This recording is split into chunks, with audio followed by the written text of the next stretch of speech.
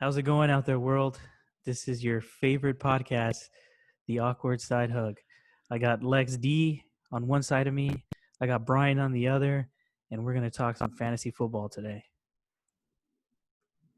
Let's do this.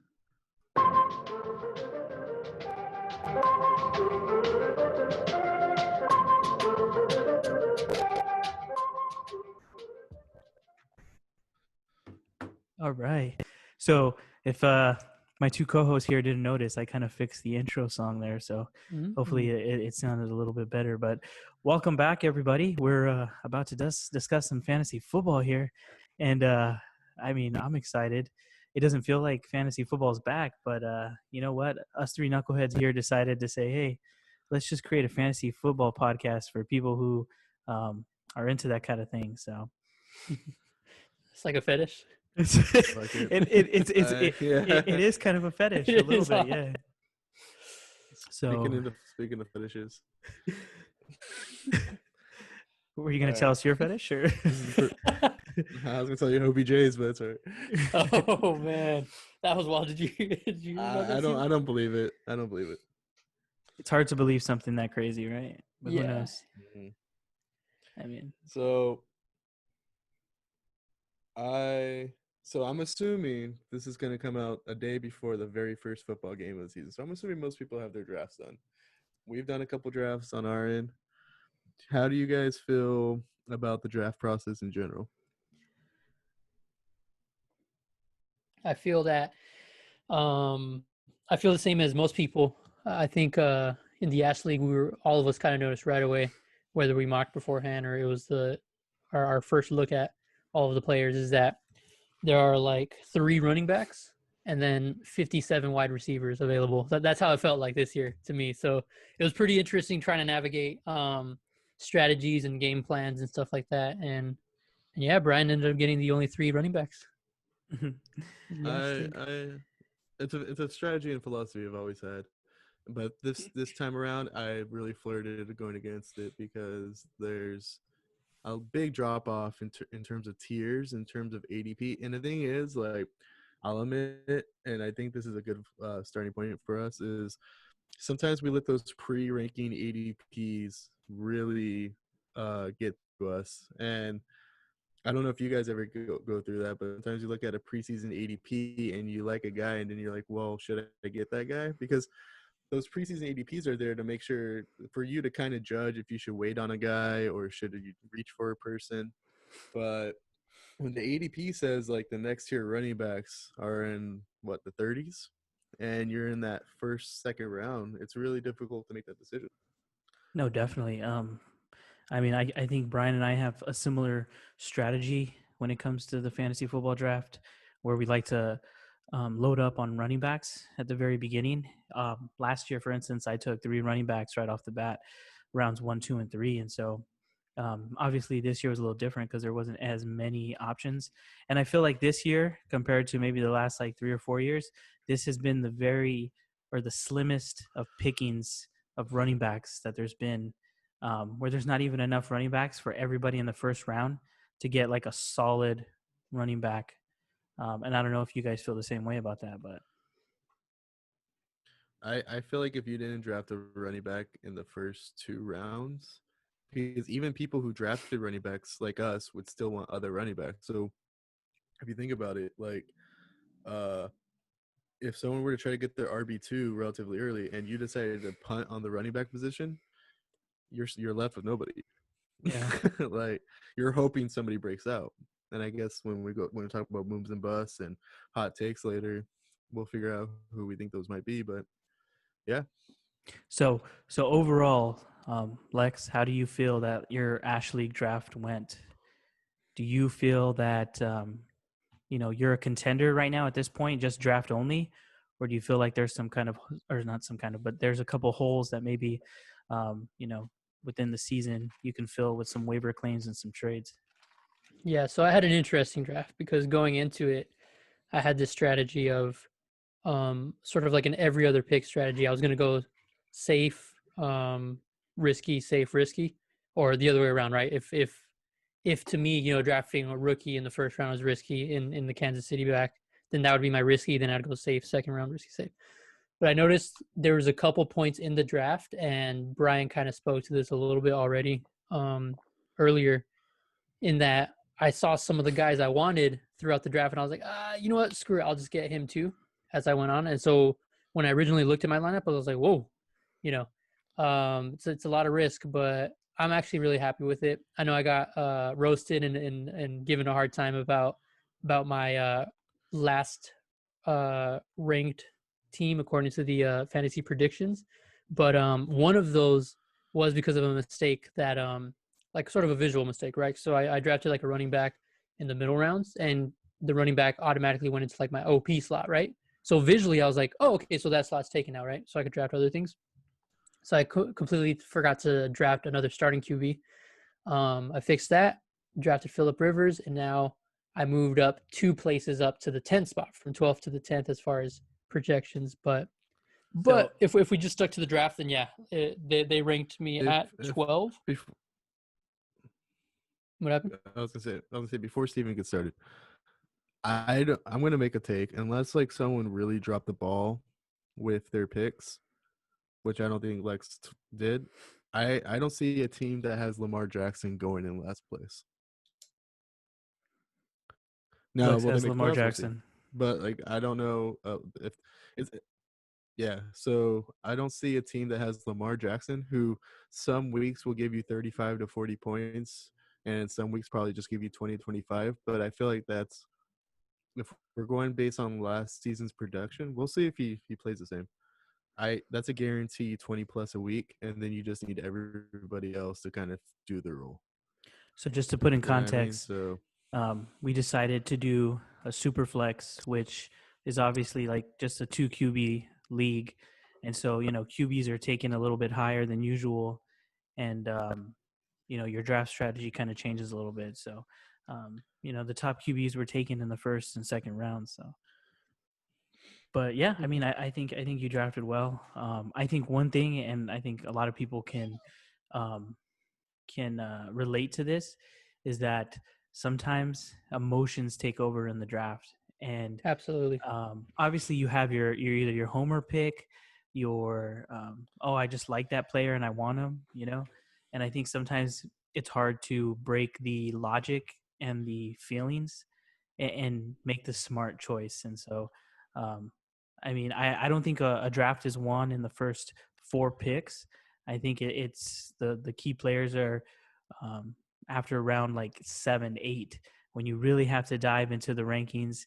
You really have to throw out, your YOLO picks or your lottery picks, your flyers, your sleepers. That's actually a really, really good point. And it's And funny too, because I heard a stat of 21% of championship um, teams last year, fantasy football teams, had Perryman on their roster, and not exactly, I, yeah.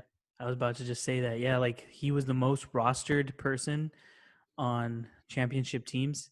And I think he had like maybe the last 3 games of the season was when he blew up. So people, Hmm. picked him up towards the end of the well, season. 2 seasons ago too, Derrick Henry had a very pedestrian year and then blew up in the first round of playoffs. And there's a lot of teams that won championships because they had Derrick Henry. Another thing, like just maybe this could be the last point if you guys want to move on, is I fall into this trap a lot myself, but then for some reason, maybe during the draft, I break out of it. Sometimes when you do so many mock drafts, you go into it like, I want my team to go exactly how the mock draft went. And then you realize that it's not going to go that way, and you are going to have to reach for certain people. Because, for example, I got David Johnson, and I told myself I was not going to take David Johnson before the 3rd round or the 4th round. I was able to wait till the 3rd in the Ash League, but is the connection bad? No, No, no, you're you're good. good. You're good. You're good. Uh, Okay, okay, maybe my it's a bad. little bad. Because it's on my end. So yeah, so like there's those situations. Okay. That was just the point I was trying to make. Is sometimes you do a lot of mock drafts and you feel like you have an idea how your team's going to go, and then you get a little bit disoriented during your draft when it doesn't go that way. No, yeah, absolutely. I completely agree. And I I think think that's probably that's what happened a little bit during my draft as well, as to why I chose a handful of risky people, but yeah, I agree. I think one of the elements of a draft, and everybody has their own leagues that they're doing, and especially when you're in a league that's continuous every year and you get the same group of guys back, you start to learn like their draft strategies, or kind of you get into their head and kind of see how they draft or what they're thinking, and they have different strategies obviously, and I think Mhm. that kind of makes the draft a little more um, you have to, it's like chess, you have to maybe reach somebody, reach past someone's ADP or before their ADP, to Mhm. get somebody, because you know that this other guy in the league is going to take him, or he's not going to make his way back around.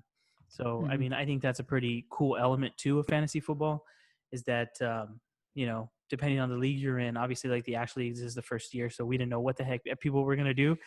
But when you get 3 or 4 years into a league and it's mostly the same people, there's that element too of people's strategies, and you learn other people's thoughts and their strategies for drafting. Some people like to go wide receiver, heavy, running back heavy. Some people take quarterbacks, in the second, third round. Some people like to reach for a tight end. I mean, the strategies are endless. Yeah. But so we're just going to do a quick recap of the games that are coming up this week. Just real quick. We're not really going to dive too deep into it. It's more so just to kind of give you guys a quick, quick review of the games and who we would recommend and not Or a recommend. preview rather. Basically, yeah. So Yeah. Like it's like, for example, I know I don't mean to butt in, but like the Texans and Chiefs we're gonna talk about first, obviously. Mhm. Like we know Mahomes is good, we know Watson's good, but like what are the middle players, as you could say, or the matchups that we think are important to look out for? Because we could easily just state the obvious, but we're not here to do that. we're not here to waste your time. We're here to get you a quick um, information session to get you ready for the week. So let's knock it out the park here. Texans and my Chiefs. Um, I mean, obviously you're starting Mahomes, you're starting Watson, Kelsey, Hill. So from the Chiefs side, is there anybody? Or you're starting, the running back? What is it? Hilaire. Mm. What's his name? Edward. It's like this. It's No, it's three like, names. He has yeah, three names. Let me see. Isn't it CEH? yeah. Edward Chris, is it Chris? I think, man. Hilaire. Yeah. Okay. So, Man, anyways, this is great. This is great for the podcast. I know, right? And I'm a Chiefs fan, It's right? Clyde Edwards Hilaire. Clyde. Okay, From I knew it was LSU, I something believe. something funky. So you're Yes. starting him, obviously, but like, I mean, who are you? Is there any other receivers on the Chiefs that you would start? Are you starting Watkins? Are you Um, starting Coleman or Hardman? I'm sorry, I know I said Coleman. Yeah, I was gonna say the thing about the Chiefs wide receivers last year, outside of Hill, is you had a hard time determining who was gonna be the number two guy. Like who's gonna give you some points. Like some weeks Hardman played really well, some weeks it was Robinson, and then some weeks it was Watkins. But I do think out of the three, the most consistent one would probably be Watkins. Yeah, I agree with Brian. But honestly, I wouldn't start him. There's better options I out would there no, yeah. I think in week one you probably drafted a team of players that you wouldn't have Watkins as your starter. Yeah. as your starter, but he's someone that you want to keep an eye on just in case your wide receivers didn't pan out how you thought. I guess I'm more so saying looking forward to the future, but for week one, you're right. I wouldn't start him. I would start Hardman over Watkins. Yeah, yeah. Texans, on the Texans side. So it looks like Brandon Cooks isn't going to play. He did not practice today, Tuesday, and so he's just not trending in the right direction. We'll get more clarification obviously Wednesday, but I mean it's looking like he's not going to play. You're starting, like I said, Watson. You're starting David Johnson. Mm-hmm. I'm going to say you're going to start Will Fuller. Hmm. Will Fuller, when you have Fuller when he's healthy, he is actually better, in my opinion, than Hopkins. Really, that's I think, like, if you look at the numbers what Fuller puts on when he's healthy, it's super consistent, high in the double digits. But the thing is, do you think they're going to be just as high now that he doesn't have Hopkins on the other side, getting the number one corner on him every week, the shutdown yeah. corner? That's going to be the question. Does the shutdown corner take Cooks, or is he going to be on Will Fuller? If they And is run Will that Fuller that like Will Fuller's healthy, Yeah, well, so I mean, he's always healthy at the beginning of the season. right? So like at least use him for. I would say at least use him for week 1. Yeah, But don't. definitely. I wouldn't trust that he's going to be a receiver for 16 weeks. He's a strong flex play. Mm-hmm. All right, Jets and Bills. Well, should we let Lex? I don't think Lex chimed in at all. Oh no, you're good. You're good. It's okay. It's In okay. fact, I think I'm He- ill prepared because I thought we were gonna review fantasy matchups, so I'm just kind of catching up as we go. Okay, No, you're cool. good. But I think Lex has a strong take on the Jets and Bills. I'll let him take this one.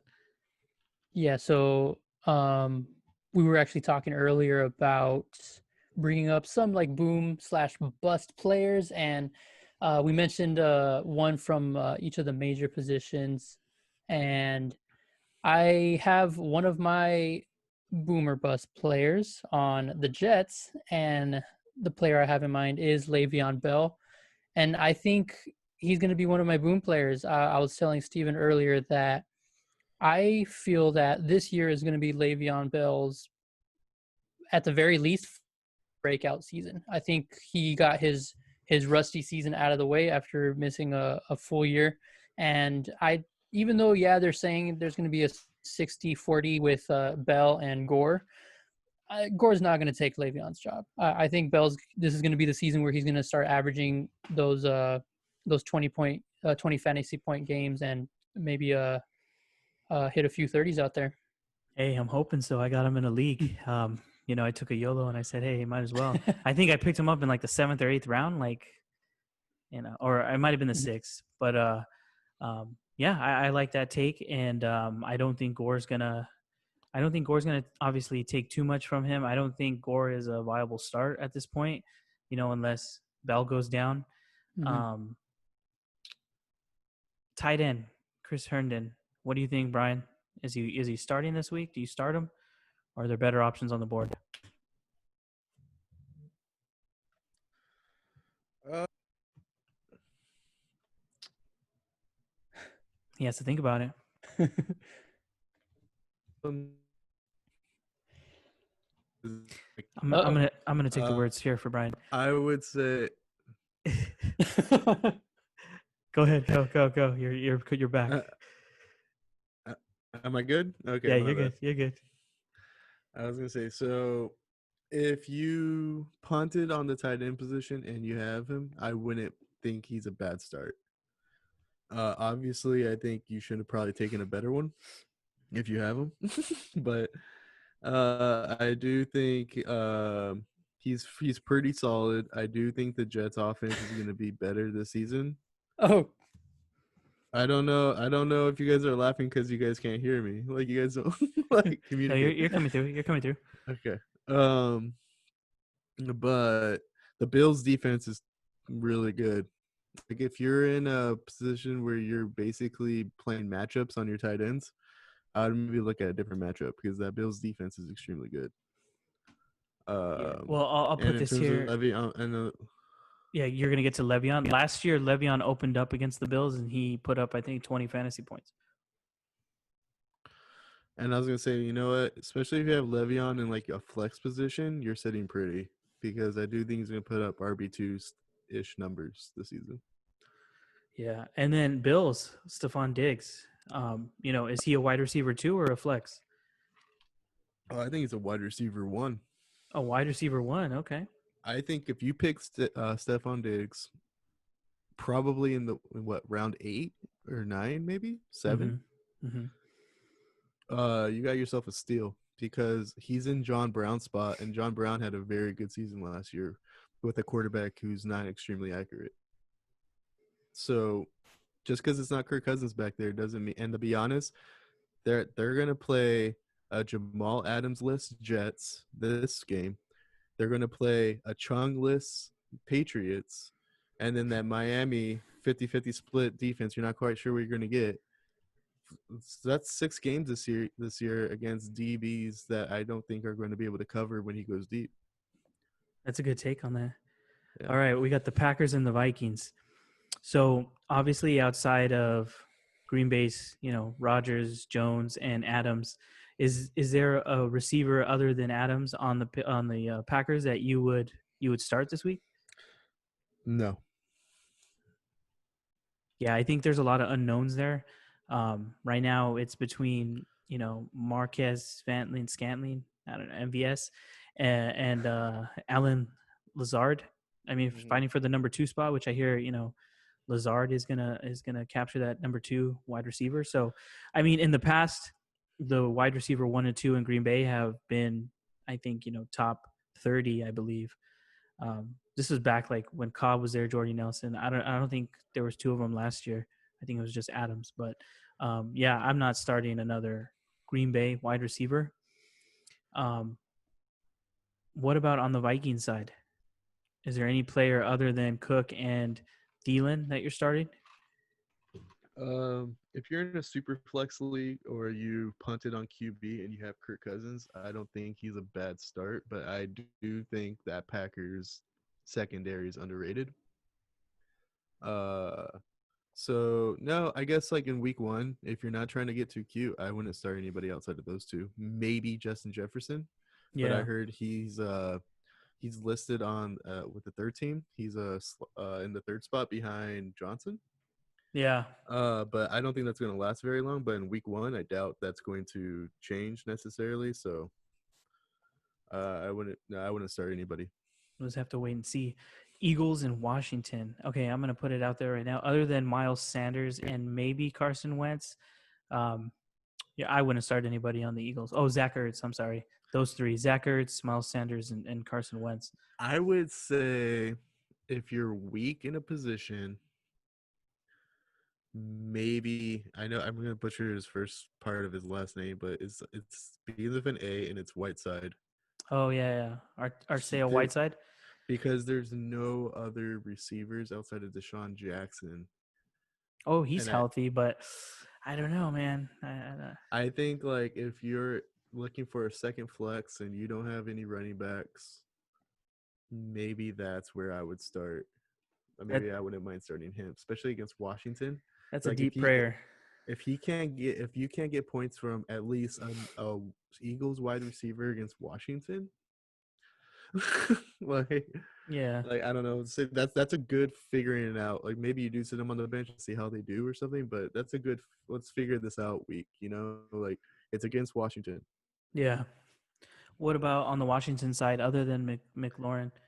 It's weird because I think it's funny because like I think there's more starting players on the Washington side, because you might start Antonio Gibson, you might start Terry uh McLaurin. yeah, and they have a no, no, actually that's it. I was gonna say like yeah in a two QB league maybe Haskins, but oh I was thinking like maybe JD McKissick or somebody else in the running back committee that you might think might get some touches outside of Antonio Gibson, but I was gonna say Adrian Peterson right now, but that would be something dumb to say. That was last week's news. Um, Browns I'm and on last week's Ravens. Any picks in the Browns and Ravens that obviously out of the normal guys you start? Kareem Hunt. Do you start Kareem Hunt in the flex spot this week? I'm starting him in my flex spot. He just got An extension, an extension. I do think it's because the writing is on the wall that maybe Chubb isn't who they think he's going to be this season, and I know uh, that's a tough take there because he did really well last season. he did, but the numbers were split kind of down the middle ever since Kareem Hunt joined the team. I mean, started playing after his suspension. Right, So I do think they see something in Hunt. I think they were able to sign him on a cheaper deal than they would have to sign Chubb in a couple of years. right. And Chubb has a concussion, and I believe he's good to go now. But that's not something you sleep on. So I'm starting him in my flex spot. I'm pretty sure since there's no preseason games, you want to ease Chubb in there, Yeah, and plus Kareem Hunt's going to play some slot. I heard, so we'll see how yeah. that goes. How about on the Ravens? Are you putting Marquise Brown in for this week's matchup? If you're kind of weak at wide receiver, I would. Wide receiver 2 or flex? Either one. It depends on how your team's built in terms of like I I guess like if you don't have enough running backs or a better receiver to put in a flex spot, yeah, I would put him at my flex. But he might be wide receiver 2 for some teams.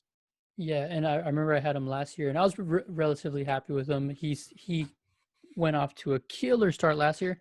Didn't do as good, but yeah, from what I'm seeing in the training camp, the rumors are that he did put on some muscle and he's looking amazing in training camp. But this is according to his teammates, so we'll see if that's true. So he might be worth it in my eyes to at All least What about right. you, give it a Steven? shot. Is there anybody on the Ravens right now outside of the guys who are obvious, like Mark Andrews and Lamar Mm-mm. Jackson? How do you No, feel about that backfield? I think you pick up. Is it Dobbins? Hmm. J.K. Dobbins. I think you pick him up and hold him. Do you, I think he's gonna get some work. Yes, Mark Ingram's the lead back right now, but I think probably early in the season he's gonna get his touches, and who knows if if he blows up and he becomes the number one there. you know what my philosophy is in terms of rookie running backs? If your team spent a top, like a first or second round pick on you, you're most likely the guy of the future. You might not be the week 1 guy, but you'll probably be the guy by like week 8 or so. Definitely. And if you're not the guy by week 8 or so, then you're not going to be the guy. Well, let's hope that he becomes the That's guy. his right. Uh, Colts and Jaguars. So obviously, I think depending on how you did at the QB position, and honestly, I think this is a juicy matchup for Philip Rivers. Um, Philip Rivers is a gunslinger, and Yep. I think this is going to be a game where he lights up the Jaguars. And they're saying he's been connecting with T.Y. Hilton a bunch of times during camp, and that they've got a nice chemistry going on. I think that would be true. T.Y. Hilton is a good receiver, and when Luck wasn't on the field, I wasn't a Ty fan, but now that he's got Rivers, I mean, Mhm. I drafted Ty, so um, I'm hoping he blows up this season. On the Jaguars side, I mean, I'm sorry, were you going to throw something in there? I was gonna say, I guess you led into the Jaguars. The more important question, I think, in terms of this matchup is, will there be enough of a point difference for there to be a garbage time for Gardner Minshew and some of these Jaguar players people drafted to get some points? I think they're definitely going to be playing from behind. The Colts defense is pretty good, and so yeah, I think they're going to be chucking it up, and I think Chark scores a touchdown. Touchdown. I think Chark gets into the end zone. And I wouldn't be surprised if I think his name it's Robinson, I believe, is their starting running back. Or not, Chris Thompson. no, not Thompson. Robinson. I think he's a rookie or a They have second 3 year. of Are you them. talking about Divine Ozigbo? No, not Ozigbo. No, there's another one named James Robinson, I believe. James Robinson. There you go. Yeah, I think he gets into the end zone. There's that guy, and then well, Chris Thompson's gonna be just the third down passing back, so he might play a lot if they are playing from behind. But in terms of first and second down backs, it's probably Robinson, or I don't know how to pronounce the other guy's name. It's like Ozigbo. Something. Ozigbo. Yeah. All right, we got the Raiders and the Panthers. Do you start Christian McCaffrey? I don't know, man. I think so the Brian, Raiders have. I just Go want to throw for it. this Go out for there. it. Brian's not a believer in Teddy Bridgewater. I don't want to throw you under the bus, but Okay, I'm not a believer in Teddy Bridgewater in terms of providing fantasy production for everybody, but I do have a philosophy to live by. There's always going to be a player on every team that's going to at least have some kind of fantasy production that's going to be worth having. Is that going to be Robbie Anderson? I don't know. Is that going to be Teddy Bridgewater as a QB2? I don't know. Obviously, it's CMC, and so that's why I think it's like, all right, yeah, CMC. That's who the whole Panthers team is going to revolve around. Outside of that, I don't see a lot of points in picking anybody off the Panthers. so you wouldn't start DJ Moore against the Raiders?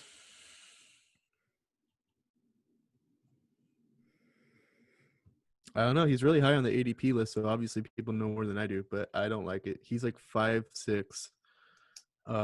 He's really fast. But I don't see, like, it's not like this Raiders defense is going to be as weak as people think it's going to be. They have Wow. Corey Okay. Littleton in the middle. They have I'm blanking on his name, but the old Joyner, the old Rams safety, Pro Bowl Mhm. safety. I don't think the team's going to be as weak on defense as people think there is. But the thing is, I still don't think they're going to be good enough to beat some of these other AFC West teams. But that's a different discussion for a different day. Lamarcus This Joyner. matchup is a little weird. DJ Moore, yeah, if you drafted him, start him. But I wouldn't be super confident in him this season. You know what? I'm probably going to look back on this podcast and sound like an idiot, but I just don't know. No empty promises, Hammond. He's not Tyreek Hill. I'm going to say that. Well, definitely. Yeah, definitely. Bears and Lions. So Bears. Who are some start besides Allen Robinson? Maybe Anthony Miller. Is there anybody else that you start on the Bears? I wouldn't start David Montgomery until I kind of see what he does. I mean, if you have David Montgomery, you would definitely have at least two other running backs that are probably a better option to start. Do you guys know who his RB2 is? Like, who's behind him on the Bears depth chart? Is it Tariq Cohen? There's Tariq Cohen, but I think there's somebody else. No, not Carlos Hyde. Ryan Nall.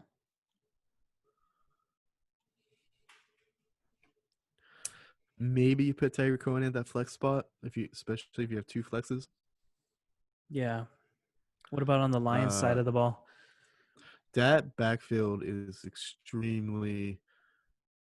I think it's so extremely talented that it's so scary to pick somebody, if that makes sense. Because Swift, you have now Peterson, and you have Kerryon Johnson. Not to mention, unless someone got cut that I don't know of, I believe Ty Johnson's still there too. Ty Johnson's on there. So Those are four obviously capable running backs, and you you have to pick from one of them. Obviously, it's Swift or Johnson, but I think Peterson's still going to get some reps. Yeah, I mean, Matt Patricia comes from the Patriots, and the Patriots don't have, or their system wasn't, a workhorse back. So I think everybody kind of gets a little bit of touches, and they kind of ride the hot hand. Okay, so our next game up is the Seahawks and the Falcons. Anybody from obviously other than Russell Wilson, Chris Carson, I think you're starting Tyler Lockett, you're starting DK Metcalf. Is it Disley? Will Disley? Is he still the starting tight end? He is, but they brought Greg Olsen in, so I think that tight end position is something to keep an eye on. I wouldn't maybe start either one of them unless you obviously punted on the position and you kind of have to make that decision. I would shy away from those tight ends right now, at least in the first game. But I would consider keeping an eye on that because Seattle uses their tight ends pretty well, and Greg Olson's not some scum ass tight end. Like, he's really good. He just had some injury issues the last 2 seasons. Yeah. I think he exceeds expectations this year. I agree, especially if something happens to Disley. All right. Wrong, but well, Disley's coming off a torn ACL, right? So yeah, so obviously, I think if you're playing a Falcons player, you're obviously playing Gurley. You're probably drafting him really high. Yes, but playing Gurley. But if he has a shaky first game, how uncomfortable do you think that is? Your confidence is going to go down, obviously. Cross your fingers, knock on wood, he doesn't get hurt. But, I mean, who knows? Like I said, I maybe the Rams were babying him. I don't know. You would know more about this. I believe they were. And maybe he is a little more durable than we think. And maybe he's going to come out and he's going to be the Gurley of 2 years ago. The Falcons have a really good offense. I think that they got I think they drafted some linemen, if I'm not mistaken. So, I mean, their line looks better. They have a bunch of weapons. They have a good offensive system. The only thing is Matt Ryan. Matt Ryan has concrete blocks on his feet. and so Mm-hmm. he's gonna have a hard time moving around in the pocket. So I had Austin Hooper last year, so I'd watch like on Red Zone, or sometimes there'd be a Falcons game on, and I'd be watching, and I used to get so frustrated because every time anyone got past the O line, Matt Ryan would just go straight to the ground. He wouldn't even try to move in the pocket, and it was so frustrating to me because I'm like, dude, if you just took a couple steps to the left or right, dude, you might be able to find Hooper on with an out route or something. Like obviously I'm not like a football coach, but if I had Matt Ryan as my quarterback, I'd be extremely frustrated if I was a football coach. if you're listening to this, Matt Ryan, please make an attempt to throw the ball. You Right? you can just move to the side, jog a couple steps to the side, and make a throw to Julio Jones. He'll catch the ball. Make a throw to Kelvin Ridley. He'll catch the ball. I agree. Other than Todd Gurley, do you see any other running backs in the Falcons running back team there Not worth that I'd picking up? start week. I Not wouldn't that I'd start start, week but one. would you hold any of them? Would you handcuff them? Pro- I would handcuff Hill and maybe Smith. Because my thing was But like Christian McCaffrey. I'm not handcuffing Christian McCaffrey because if he gets hurt, Mike Davis isn't going to come in and be the new Christian McCaffrey. So the thing is, like, with Gurley there, let's just say they would run the ball. They'd give him maybe 20 or so touches, right? yeah, Ideally. yeah. If Gurley's not there and it gets down to Smith or Hill, I could see that dropping to like 14 to 15 touches. Yeah. And then so you might be considering, and then it's a committee at that point. So you might not want to, but Gurley does have an injury history where you do feel like you have to handcuff, right? Like even Mm-hmm. if you don't think it's going to benefit you at all, at least it could buy you a week or two before you figure out what your next running back situation is. Mm-hmm. So like I would consider, especially there might be some weeks where they're like, hey, Gurley's knee's a little sore, so he's not going to play today. It's not that he's going to be out for 8 weeks, but he's not going to play today. And if you have to make that decision Sunday morning, I would say, yeah, keep a handcuff just in case. It's not an ideal situation, but for Gurley, I would specifically have a handcuff. Yeah, definitely handcuff Gurley. Dolphins and Patriots. All right, the Dolphins. This Um, is so there's this is one of two games that I think are extremely important looking into the future of fantasy football for the season, because I think both teams have players that have enough question marks but also have a lot of upside. And so which team do you want to start off with first? let's start with the Patriots. So obviously, I think especially if you're in a 2 QB league or even if you're in a 1 QB league, you might have at least Cam Newton starting, or you have him on your bench, or you have him as your super flex, right? Now, looking at the rest of the team, like, which running back do you start? I stay Like, away. is it Sonny? I got the tough end of the stick last year, thinking Sony Michel was going to take the lead spot, and run away with it. But I mean, there was opportunity there, and he didn't show up. He didn't show up, and And he was on the waiver wire for the Ash League, and I legitimately took him just in case for whatever. I know in week one I do think he's going to get a lot of touches, and I took him specifically so nobody else can.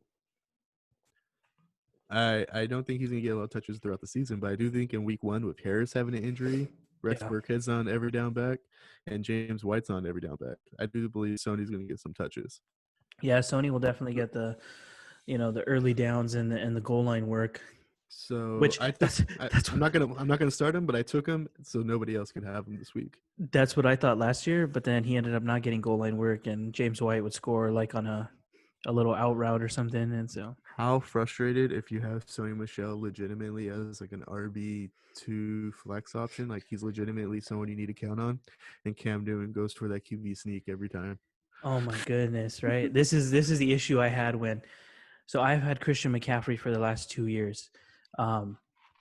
2 years ago when I had him for and even last year at the beginning of the season, it's just so annoying that they don't just hand the ball off to the quarterback or to the quarterback. They don't hand the ball off to the running back when they're like within 5 yards of the end zone.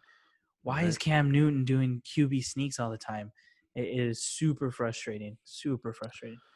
The Dolphins, I think, is just there's it's that situation. I think every time By the way, before I move on to the Dolphins, are you done with the Patriots? Yes. Outside of that, I hope like the wide receivers who are supposed to be good, still continue to be good. Just because I do think Cam Newton could throw a slant pass to Julian Edelman. I still think he's going to still be a PPR threat. Um, but moving on to the Dolphins are at transition, kind of like how the Browns were a few years ago. Uh, Even the Rams when they went from like being like a 3-13 team to being a NFC West champ. They go through that weird period of time where they just pick up players and now they have all these players in all these positions and you're just waiting to see which one emerges to be really good. Like they have Jordan Howard and Breida, who are both, in my opinion, capable running backs. And then you have Preston Williams, you have Devontae Parker, you have Fitzpatrick, who's only starting until they feel like Tua is ready to go. So this is a very interesting team to watch. And I think even if you're not starting a player in week one, you're at least watching to see who's gonna emerge as the top guy in these positions. Yeah, I totally agree with you. Outside maybe Devontae Parker as a flex, and that's if your league is deep. Are you starting anybody else from the Dolphins? Uh, Preston Williams. I'm starting him in one of my leagues as my wide receiver too. If anybody knows my philosophy, I usually punt on receiver because I do believe they're interchangeable. Um, so he is my wide receiver too because the wide receiver I drafted is hurt. Outside of that, no, I think if you put Preston Williams as your flex, it wouldn't hurt. I have to Uh, see what I, they do in week one before I put them out there. and throw this out there in terms of like, because like I think like from what I'm coming from with a lot of the things I'm talking about with all these games, because I know like we're talking about starting and sitting and stuff. I do a lot of this like, hey, I'm watching this game to see maybe who I'm going to pick up in my waivers in week 2 or week 3. Like I think that's what week 1 football is all about, right? You have the guys you drafted, you're going to see who works, but really you're watching these games to see who's out there that I think I could pick up to make my team better. So, and I think that's where this Dolphins situation is going to be. Then there's another game that we're going to talk about in a second that's a similar situation. Yeah, so we have the Chargers and Bengals here. Um, This was the other game. Okay.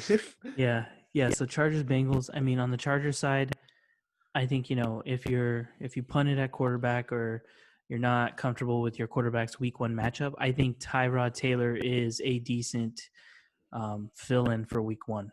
I love Tyrod Taylor. And if they did not take a first round selection on Justin Herbert, I would have probably picked Tyrod Taylor to be my QB2. Just I don't want to fall in love with the idea and then he just doesn't, and then because I don't think it's the coach's decision at some point. I think at some point you're gonna hear from management that it's gonna have to be Herbert, right? Mm-hmm. But I've flirted with the idea. I was looking at some of my teams and thinking, you know what? Just on matchup alone and the history Tyler Taylor's had, he's actually has a very decent fantasy record. Mm-hmm. I sat back and considered like, well, maybe just picking him up for this week and seeing how it goes, But I don't want to get too cute in week 1.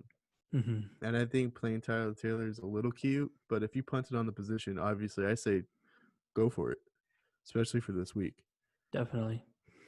So obviously you're starting Keenan Allen, you're starting Austin Eckler, um, Hunter Henry, you're starting.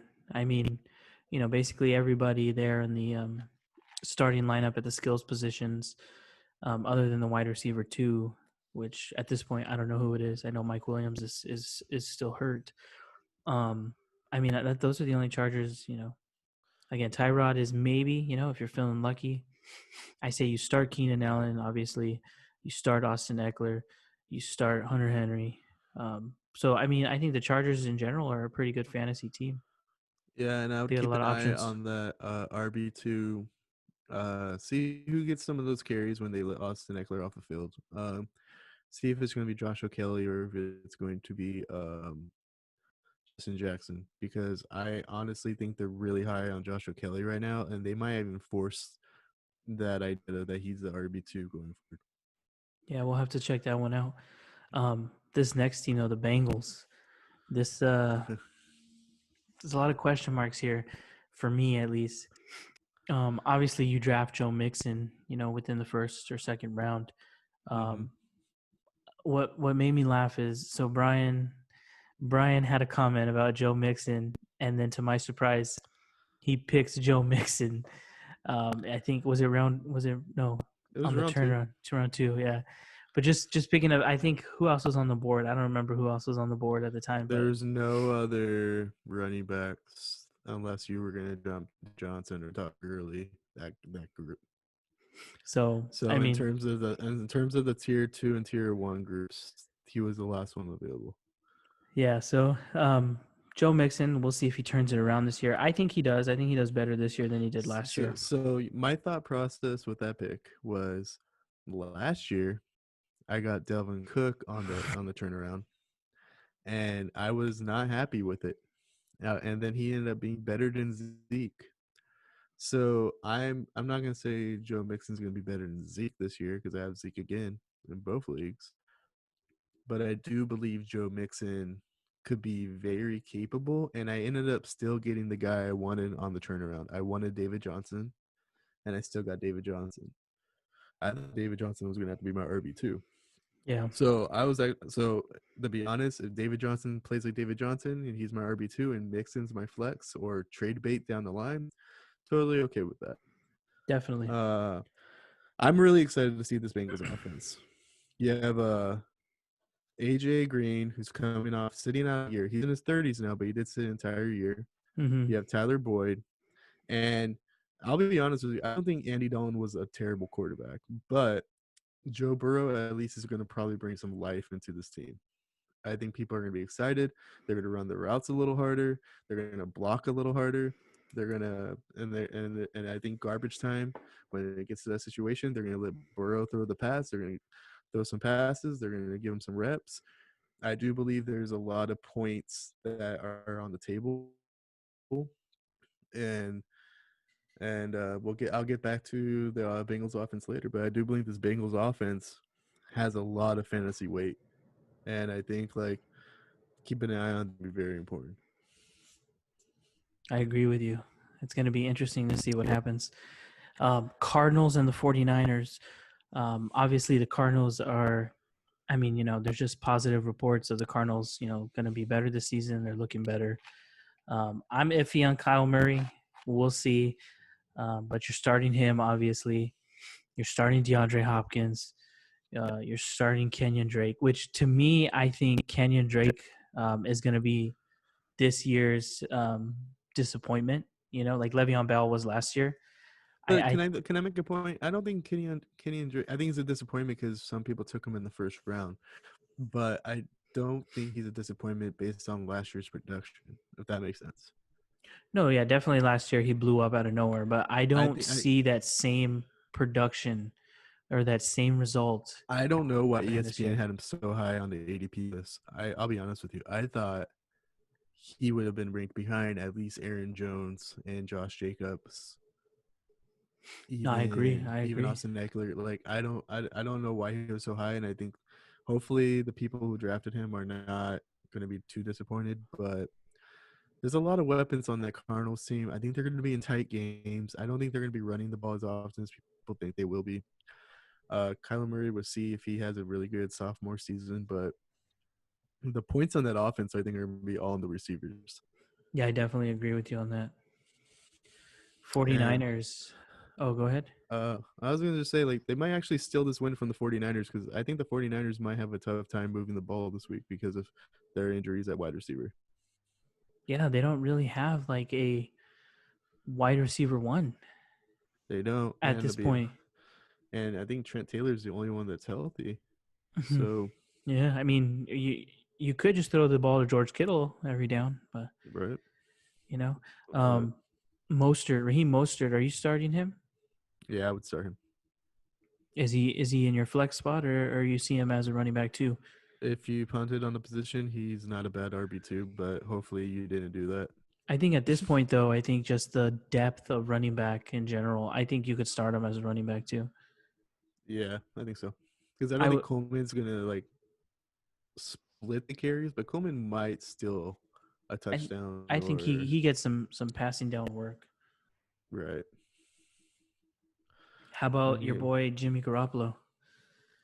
and Jimmy G. Not as he's not a very good fantasy quarterback. Yeah, I That's not agree. it's not hard. It's not a hot take. I think he's a good real life quarterback. Fantasy, I wouldn't hold my breath. What's the So is the next Buccaneers, one good? Bucks and Yeah. Saints. This one, So this one's obviously going to be the game of the day. Like obviously, like when you turn on Fox and you don't have the NFL Sunday ticket, this is the game they're going to have on that 1 o'clock spot. yeah, because they jump Um, on Tom Brady's balls. hmm Um, hot take. Hot take. I don't think Tom Brady is going to be as. I don't think he's going to be a fancy quarterback. Uh, like obviously he's going to be better than maybe the top 15 or so. yeah, let's say this: Tom Brady. So Tampa Bay Tom Brady is not going to exceed New England Tom Brady. Yeah, I agree. He has all I these think there's going to be a weapons. week. Yeah. Go ahead. I was just gonna say there's gonna be weeks where he's gonna throw that 35 to 40 points. I think he's gonna have like 1 or 2 weeks where he's gonna do that, and everyone's gonna see, this is what we thought. But I think most weeks it's gonna be 17, 20, 20 or so, like, which is still good. But I don't think people who thought they were like, oh, I'm picking up Tom Brady, and everyone else who got whoever the hell is gonna like, no, I think Tom Brady's gonna be very middle of the pack, maybe sneaks into the top 10, but I wouldn't be surprised if he doesn't. Yeah, I agree with you on that one. What about Fournette? Do you start Fournette this week? If you picked him, this is also a philosophy. If you took someone in the top 5 rounds, you're starting all five, right? You Like, should, so yeah, if you you took should. him, if you reached in the top 5 rounds, you have to play the guy. In Uh, both of our drafts, he fell to the fourth round. and so yeah, you got to play him. I don't know if you're gonna be content, or maybe you're gonna be like, hell yeah, this is gonna work out in my favor. I had him a year ago, and it just didn't pan out. And um, I probably won't ever draft him again. So, I am actually a big Fournette guy, but it well, has yeah, its you had him limitations. his rookie season when he went off. Hmm. Saints. I don't think there's any question marks there. You're starting Drew Brees. You're starting Michael Thomas, Kamara. I think you can even start Latavius Murray as a flex. Uh, One question mark that I have is: do you think old ass Sanders is going to be uh good in the Saints offense? How can he not be good? I think he might. It might be kind of similar to like Robert Woods and Cooper Cup. I think he might be the Cooper Cup of the Saints. All right, I think if he stays healthy, he can. I think if he stays healthy, I think he can possibly be fantasy relevant. What about the Cowboys and the Rams? Cowboys and Rams. Outside of Amari Cooper and Zeke, I don't know if I'm starting any other wide receivers. If you punted, maybe CeeDee Lamb. Maybe CeeDee Lamb, but that's a stretch. I think there's enough depth at receiver that you have a better option. At least at this Yeah, I point, get. I'm not saying that he's not gonna do well over the season, but I think for this Hmm. game one, you just kind of see what that offense is gonna look like under Mike McCarthy. He did run a lot of three wide receiver sets in Green Bay, and so I mean I think later on down the road, I think CeeDee Lamb um, can be a viable option to start. Who on the Rams do you think is going to replace Breading Cooks? Do you think it's going to be Van Jefferson, the rookie they took in the 3rd round, I believe it was? Or do you think it's going to be Josh Reynolds, who they've had, who basically fills in whenever somebody has a concussion or sore ankle? I want to say Josh Reynolds, but like history doesn't show that. So I um, thought they were all in on Josh Reynolds, to be honest with you. And then all of a sudden, I'm looking at some of these depth charts online, and it's Van Jefferson. yeah, So I'm yeah, assuming Van Jefferson had a really good training camp. yeah. I mean, again, you're starting Robert Woods, you're starting Cooper Cup. I mean, if you want, I think you can even, you can start Jared Goff against the Cowboys. Don't I expect, think, don't expect more than probably a 20 to 22 point game. But I mean, he's a viable starter this week, I think. and then a lot of people took Cam Akers. Some people took Daryl Henderson. Some people, I don't think anyone took Malcolm Brown, but Malcolm Brown is, I Mhm. think, technically somebody took listed somebody took as the starter. Malcolm Brown. Somebody took Malcolm Brown in our one of our leagues. So what's your advice, being the Rams, being a Rams fan and following the team? Do you feel like you can start a Rams running back this week? Um, Going back to my philosophy of that, if you took someone in your top 5 rounds, you should start him. I do believe if you wanted Cam Akers, you had to reach and get him in the top 5 rounds. His ADP, I think, was in the 30s or 40s. So, um, if you took him, right? So, you if you took him, you play him. I do believe Cam Akers is the guy of the future. I wouldn't be surprised though if they're on the goal line and they give it to Malcolm Brown and you lose out on those points. I wouldn't be surprised that Daryl Henderson doesn't play because he does have some injury issues. So if you have Cam Akers, you're gonna play the guy. But I would hopefully hope that you did get another running back to where if you put him in your flex, you're not gonna be disappointed if he only walks away with like 9 to 11 points. Yeah. Because keep in mind, 9 to 11 points without getting into the end zone is still roughly 70, 80 yards with a few catches. You know what I mean? So that's still a very good game for Cam Akers, but it might not translate on your fantasy board. Yeah, that So makes sense. like if he's in your flex, I think that's a great flex to have just in case, just for the upside. But you are going to start him this week, but don't be already trying to make trades in week 2 when you realize he might not be worth that pick where you got him. Yeah, I think a lot of people reached, compared to what I think his value will be. I think the ADP was a reach. Well, and I think that's ESPN's fault because a lot of people put him like the ESPN put him in like 30 or 40. To Yeah. me, his ADP should have been like 60s Yeah. No, I definitely because I agree. think because even though he's probably gonna start, he's gonna get a lot of touches. There's players like Zach Moss and G.K. Dobbins that actually might end up in the end zone because of their situations. Hmm. So, No, definitely. um, All right, there's Monday two night Monday games. Yeah, two Monday night games. Steelers versus Giants is the Monday night game. That sucks. They could have done something way better. Right? Tell me about it. So Steelers, you're starting Juju Smith. I think Juju has a bounce back year, because obviously Roethlisberger is back, but I don't know. Like, it's tough with Juju. I never thought that he could be the wide receiver, like the main guy. Hmm. I don't know. He just didn't look like he was a number one receiver, that can handle the top cornerbacks. I don't know what your opinion is on that, but I do believe that if he dropped to you in like the 4th round and you picked him up and he's your wide receiver 1, that's not a bad value there. Now, if you reached in the round 2 to get Juju Smith, I would be kind of concerned. Um, I do believe a bin back, he could be possibly that wide receiver 1, put up some production. Um, But I think it's also dependent on how James Conner does. If they can't get that run game going and Ben's just throwing the ball the entire game, then you're going to see a lot of dime and nickel packages. And I don't know if that's going to help or hurt Juju Smith in any way.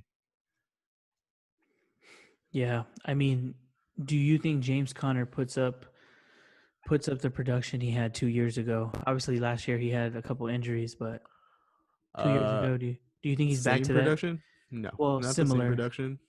I think if you chose him to be your running back 2, you're kind of in good shape. But if you got him as your running back 1, I would be a little nervous because if you got James Conner as your running back 1, keep that in mind. You better hope one of the other rookies you probably picked up is going to pan out because I don't see him being a 18 to 22 point a week running back like some of these top tier ones. Because keep in mind, James Conner was a first round draft pick last season. Hmm. So you're hoping that he gets the same production, but you took him later in the draft. But who's to say that? Like, so I do think he's going to round out to be a very good running back for most people, but I don't see him being anything more than high RB2. Yeah, I agree with you. I think he'll put up his 10 to 12 points a week, though. But 10 to 12 points at RB1 is not going to cut it. No, definitely not an RB1. I believe Eric in our league has him as RB1, unless I'm misremembering that. Oh, he's not. He has I think Saquon. Never mind. It seems like Saquon, like if you drafted number one, it seems like Saquon and James Conner are like your kind of like fall together, Right. according to the draft and the ADP. All right, the Giants. No more Eli Manning. So I look at Daniel Jones and Haskins. They're both in the same division. They're both in similar situations where if you look at the point totals, there was games where it looked like, "Oh, you know what, these guys can be legit." And then you look at some other point totals and you're like, well, I'm glad I never picked that guy up. Another scenario that I need to throw out there is if both quarterbacks can't get it done, there's already going to be talks about replacing them. oh man. And then that pressure going into like week 12, like I think Daniel Jones, first round draft pick, but Haskins is too. But I feel like there's a lot less patience in Washington than there might be in New York right now. I think Washington has some other issues they got to deal with before their football players. Right. Obviously, you're starting Saquon. Do you start any of the Giants receivers? I was no. I was gonna start Darius Slayton, but then I thought I shouldn't. So no, I wouldn't. Even Golden Tate doesn't even sound like. Obviously, one of them is going to have a decent game. You just don't know which one it's going to be, and I doubt the second guy is going to be just as good. Yeah, Like definitely. there's some teams where you can see value in starting like the third string. Like if it's the Rams, the Chiefs, just starting the third string wide receivers actually is not a bad idea. There's a decent chance he's going to get some catches and stuff. But for a team like the Giants, you're just hoping that just because you started Golden Tate doesn't mean Darius Slayton's the one who gets the 12 to 15 points, So it's a wait and see thing there. I wouldn't start anybody week one. I would hopefully you got a better option. Yeah, other than Saquon and maybe Evan Ingram, depending on who you picked up at your tight end position, I'm kind of shying away from the Giants until further notice. So the last game of week one, the Titans against the Broncos. Um, Obviously, you're starting Derrick Henry. I'm not a fan of Ryan Tannehill, I'm a big and fan. I know you definitely are a fan. I think it was the storyline of last season where he overcomes adversity. He becomes the Titans quarterback, right? Or he goes to Tennessee. He becomes a starting quarterback over Mariota, and then he leads them to the AFC Championship game. So I think that momentum kind of comes down a little bit. And I think he comes back down to earth this season. And I don't see him as a top 10 quarterback. Right.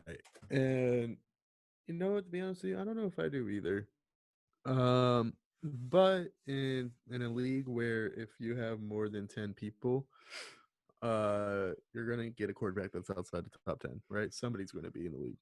And I think, or if you're in a two QB league, you're gonna have to take a second quarterback. And I think Tannehill is the perfect consistent piece. Like I think if you look at his track record, Tannehill's going to give you the same consistent points every single week. It's going to be flirting with 20, but might not be 20. And then when he plays the Jaguars, that's when he gets you those top, like those 28 to 30-point games. Yeah. I, And I they do. play the Jaguars twice. So I'm really sold on Tannehill. I do believe you're going to get a consistent outcome every week. Uh, there's not pressure on him to throw the ball 50 times a game because on the goal line, just going to throw it to Derek. He's just going to hand it to Derrick Henry. But I do believe he's going to put up some decent yards. I do believe he's got some weapons on the wide receiver core. I do believe Brandon Tannehill is going to be very consistent. And then this week he plays the Broncos, who don't have Von Miller or another linebacker. I forgot which linebacker it was. Bradley It's like Chubb. who? Bradley Chubb. So he's not going to have to worry about the edge rush on either That's side. true. So I he's think gonna this is a Derrick Henry game though, because of that reason. It might be, but I do believe when he's going to be in that pocket, he's not going to have to worry about the edge rush, and he can just sit there. Do you think that do you think Jonnu Smith, the tight end, do you think that he's a sneaky pick or a sneaky draft pick this year? I do believe he is. I don't know if people want to pick up starting week 1, but I do believe if you have him stashed, I do believe he's sneaky. I don't see Ryan Tannehill just tossing it down the field all game. I do believe he's going to throw it to that little out route or that in route, that slant. Jonnu Smith's just going to be sitting there. I do believe he's a good pick. I had him last year and he had a couple good games. So hopefully, he built on that chemistry. Obviously, he was a backup to Delaney Walker, but this could be his breakout season. On the other side of the ball, there, the Broncos, they have a new running back in town in Melvin Gordon, and obviously, you start Melvin Gordon. Philip Lindsay, is that more of a flex option, or are you comfortable starting him as a running back too? Because of Melvin Gordon, I wouldn't even drafted him. But obviously, where he's at, someone's going to draft him. I wouldn't be comfortable, but if he was on my roster, sure. You probably picked him in the top 7 or 8 rounds. Why not, right? They said that he's going to get some out. He's going to get some touches, so just trust that report. I don't trust it entirely. I think if you bring a running back like Melvin Gordon in, then Philip Lindsay's really just going to be a third down back at times. Mm-hmm. Melvin Gordon is Melvin Gordon. Like a lot of people forget, but he was first round draft pick, and the only reason he wasn't last year was because of the holdout. And the only reason he's not this year is because when he came back, he was a little rusty. It's kind of like Le'Veon Bell, but you still gotta I trust that think, Melvin Gordon, because Melvin Gordon still had decent games too, though. yeah, So I think that Melvin Gordon is going to have obviously like a revenge season, and he gets to play the Chargers twice. right. And I think both times he's going to take it to him, Mm-hmm. and it's going to be personal to him. And I think he has something to prove. And so I think he's going to be a top 10 running back this year. I agree. I Yeah, I'm not gonna argue that. I don't know if he'll be top 10, but I do believe like he's gonna flirt with that, especially on a team that I don't see him throwing the ball as often as people think they will. Yeah. I mean, I I think I'm shying away from all the Broncos receivers. I took Judy and I didn't pick him to start, but he's gonna start for me in one of my leagues just to see. I'm a little nervous about that selection, but I'm hoping it will pan out. There's no Bro. Emmanuel Sanders there anymore. Mm-hmm. Uh, So Cortland Sutton's the number 1 guy now, which means Judy is probably the number 2. So Brian, if you haven't noticed, is a mad scientist, and he will just throw people out there and get what he gets. I usually on the wide receiver position because I do believe this is how most teams are set up, right? There's 2 receivers on the field. So in my opinion, wide receiver 2s are just as valuable as wide receiver 1s. Obviously, there's a group of players that are top tier. But when you get out of top tier, I do believe that the wide receiver 2 on some team, like for example, why take OBJ in the 3rd round or the 4th round when you could take Landry in the 5th or 6th, who's can possibly just be just as consistent? Because when it comes to wide receiver, I just want someone who's consistent. I don't need a big game. I'm hoping that when I load up on running backs and my quarterback will put up the big games for me. I don't need a big game from my receiver. I just need to make sure he catches the ball and occasionally drops into the end zone. And a lot of times that happens in garbage time. That's why I look finding receivers on these bad teams is not a bad idea. Some teams are going to sit down their shutdown corner at some point. and then you just do your thing. Do your Yeah, thing in the no, fourth quarter. definitely agree with you. So there you have it. Week one. We went through all the games this time around. Probably in the future, we'll probably pick a couple of you know big games or games that will have the most fantasy impact, and just do a couple. That way we don't bore you with every single game. But we're gonna move on to our season long hot take. So we all decided to do a season long hot take, which As you can Lex tell, kind of, like, yeah, yeah, Lex is not going to be here. I don't know if you guys have noticed, but Lex just randomly just fell off the podcast. he He left. he fell off Earth, planet Earth, and so he already kind of gave his hot take in Le'Veon Bell. He believes that Le'Veon Bell will have a bounce back season this year, and I mean I'm hoping so because, like I said, I drafted him. But my season long hot take is going to be that Josh Allen, the quarterback of the Buffalo Bills, is going to be a top 5 quarterback at the end of fantasy. And I see it too because like he does. I He's flirted with top 10 by yeah. just being super average. They add Stephon Diggs. Their defense is good. He runs. He's a very mobile quarterback. He's got John Brown and Stephon Diggs this time around. If who is it? Zach Moss Hmm. is that there? If he gets going, um, Singletary gets going. I mean, they're going to have a pretty decent offense. And they play a Jets team that lost 2 starters. They have a Patriots team that's lost multiple starters because they decided to sit out the season. Yeah, and then they go And against Miami twice. and then you have that questionable Miami team, which usually when teams are in this rebuild, they get really sneaky. And I feel like Miami has one of those sneaky defenses this year, but it's one of those wait and see kind of things. So yeah, that's my hot take.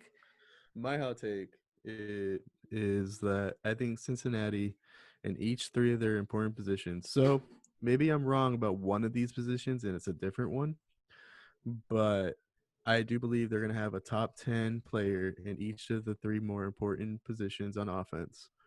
I believe they're going to have a top 10 quarterback. I think they're going to have a top 10 running back, and I think they're going to have a top 10 receiver. Dang, I think there's going to be you think that Burrow is going to be a top 10 quarterback his rookie year? I think there's going to be you know how Gardner Minshew last year flirted with a top 10 spot, but then they kind of did that weird thing where they flirted with bringing Nick Foles in and it kind of threw Minshew off his rhythm.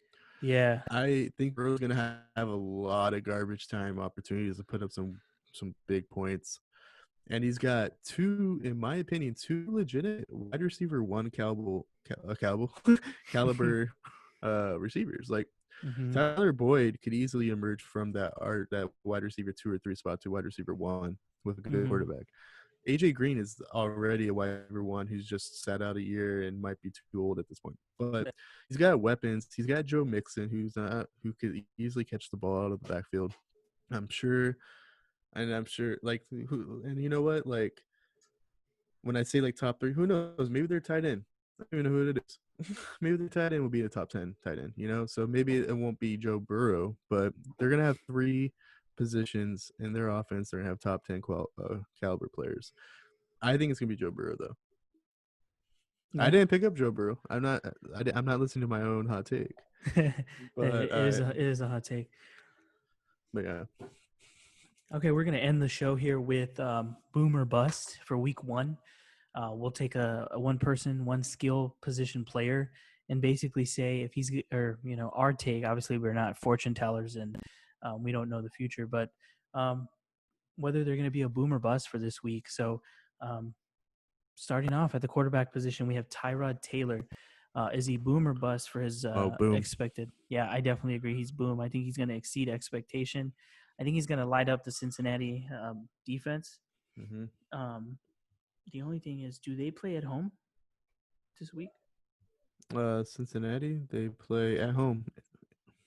Okay, then yeah, I still think Tyrod Taylor is going to blow it up, though. Oh, the Chargers play away. My bad.